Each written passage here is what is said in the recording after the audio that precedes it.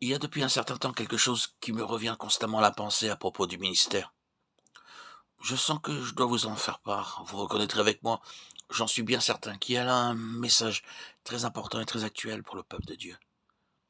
Il s'agit là de la responsabilité et du privilège qu'entraîne pour nous l'attitude que nous avons prise dans le témoignage du Seigneur. Voici à ce propos de quoi il est question dans ce chapitre 12 des Actes, au moment où va se dérouler le récit.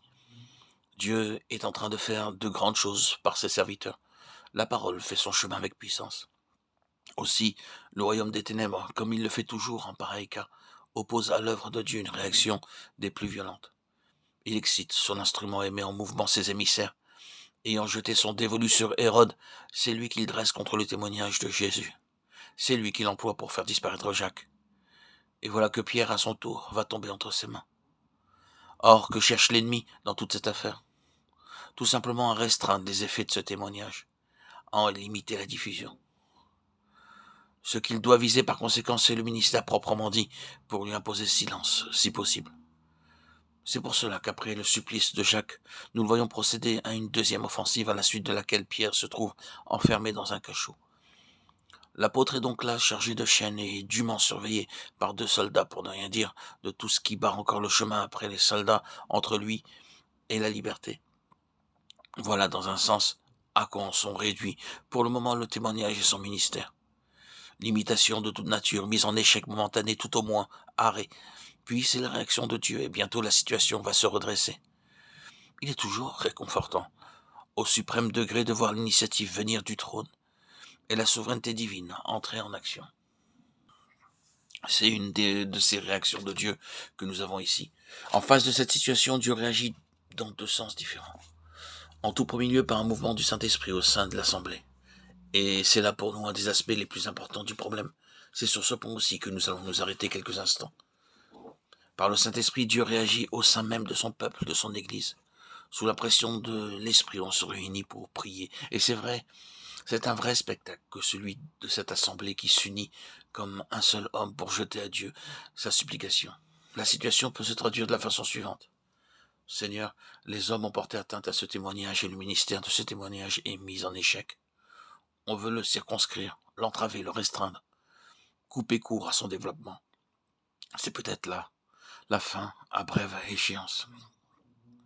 Or, tout notre cœur s'insurge contre cette pensée. Nous ne pouvons pas accepter qu'il en soit ainsi. Il y a quelque chose en nous qui proteste et qui déclare qu'il ne doit pas, qu'il ne peut pas en être ainsi.